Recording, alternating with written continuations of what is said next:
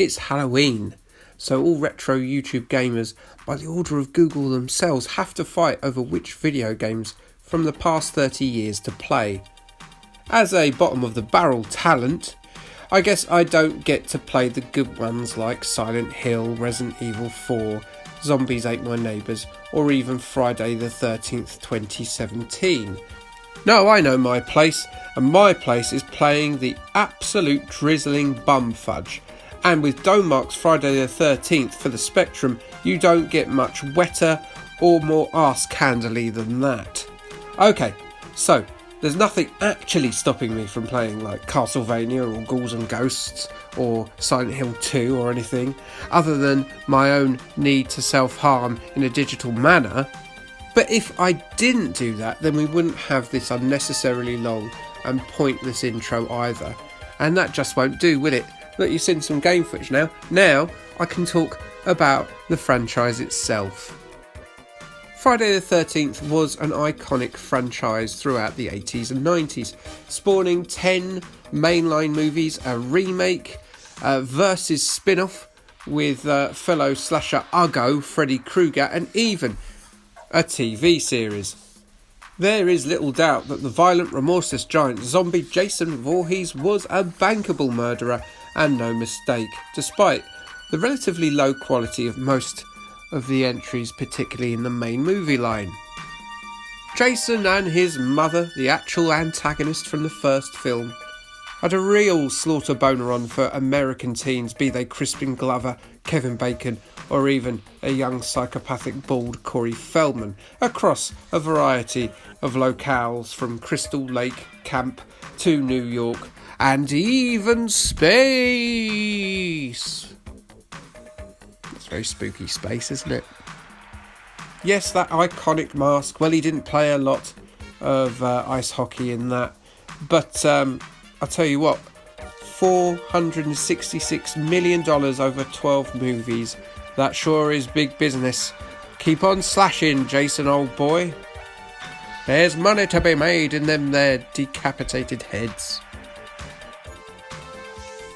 Probably the least illustrious of the games based on the franchise, those being the aforementioned 2017 game, an utterly fantastic and true to the source material handicap multiplayer game, and of course the NES title that was big on ideas but not so great on execution. The one we're talking about here is Friday the 13th on the ZX Spectrum, which also came out on the Amstrad and Commodore 64. It was released by Domark in May 1986. Domark, a company with a mixed reputation when it came to quality control on the Spectrum, launched a huge marketing campaign, well, for the time anyway, to go with the game's release. The Commodore 64 and Amstrad titles had extra sounds recorded on the tape. They were sounds of horror. The first 5 correct guesses of what those noises were got the guessees, is that a word? A handsome Eureka monitor for all those colour graphics that are displayed on there. This wasn't part of the Spectrum deal, but when you look at the game, you can kind of see why. I mean, sometimes less is more, isn't it? Look at that. It's uglier than a baboon's scrotum, so it is. Other little marketing pictures included something here from Crash Magazine, who said in their review of the game that they were sent numerous rubber weapons and other gruesome scars as promotional gifts. Finally, all copies of the full price game included 2 fake blood pellets. I'm not sure what exactly you're supposed to do with these. Maybe you bite into them when you get killed in the game. That's real immersive gameplay, that. Take that, VR. Yeah, you can't top that, can you? Fake blood coming out your mouth when you get killed by that Jason Voorhees there. Yeah. Add to that marketing blitz a ton of other competitions and endless adverts in the magazines of the time, and you can see that the full force of Domark's marketing team were behind this potentially lucrative license. The programming team, they were a little bit slacker though, compared to the marketing team. You see, Friday the 13th is one basic bitch. Literally, it looks like it was programmed in BASIC. The premise of the game sees you cast as one of the ill-fated camp counsellors. Here are a selection of them. Holy moly, they're a lot better looking in the movies, these teens, I tell you. Your MO is to find a sacred cross, then place it in a safe sanctuary inside one of the few scattered buildings around the play area. Then you have to sort of hover around the counsellors and herd them like sheep, and escort them to said cross. I guess they must be a little bit religious, before too many are cleaved apart by Jason Voorhees. You win the level by taking him down by using one of the many weapons that the messy, mass-murdering malcontent leaves lying around. It's your own fault, Jason, you big galoot. Clean up after yourself. Oh, all these murderers leaving blood around. Honestly. Slay him, and much like the movies, he rises again, and so you have to go through it all over again, so the ordeal never ends. So you can probably tell that this game is rough. Rough like sandpapered cat's tongue. The controls are janky in the extreme. To slash at Jason, you have to hit fire and left or right depending on the direction that he's coming from, and hope you don't screw it up by dropping the weapon. If you do that, kiss your arm or another part of your anatomy goodbye, as you're about to become separated from them forever. Programming shortcuts are abound in this game. You can get stuck on the scenery, so mind how you manoeuvre around the looping flip screen map of Crystal Lake.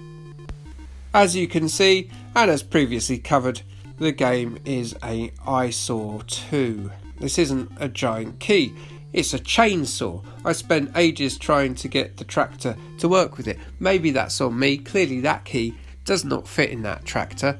However, it doesn't look much like a chainsaw either. Jason never appears as himself either.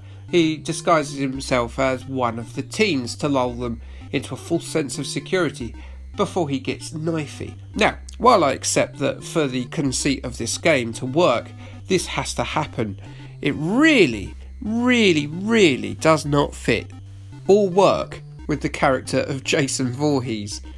Here are some of the counsellors from the movie franchise.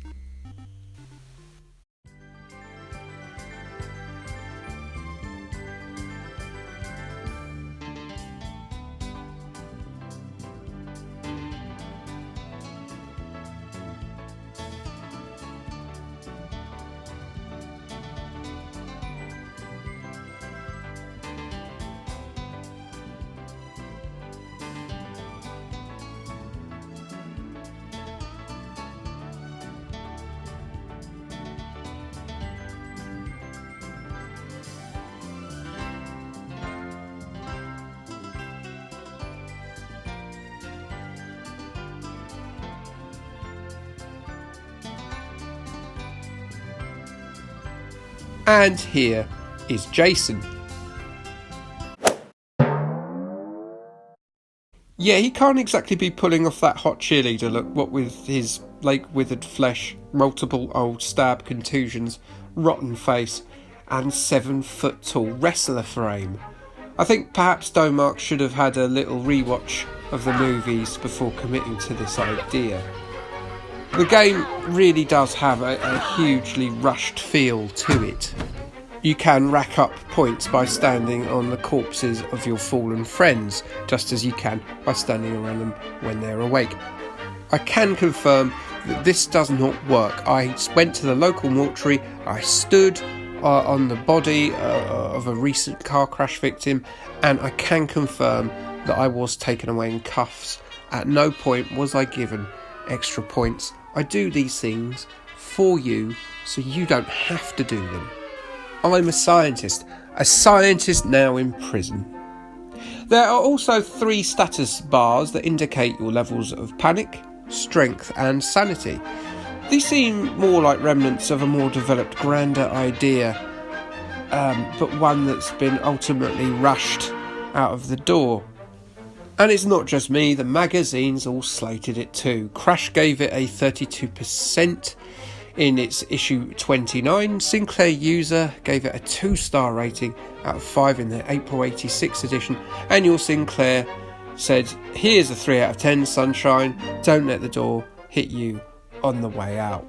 Friday the 13th is ultimately frustrating because I can see what they were trying to do. But it's rushed, it's not in the least bit scary, and it's just simply not very good. Don't egg it out. That was a little play on a little sound clip they play throughout the movies. It's really good when you have to explain jokes. I find that's the best way to end an episode. Anyway, Kay, thanks. Bye!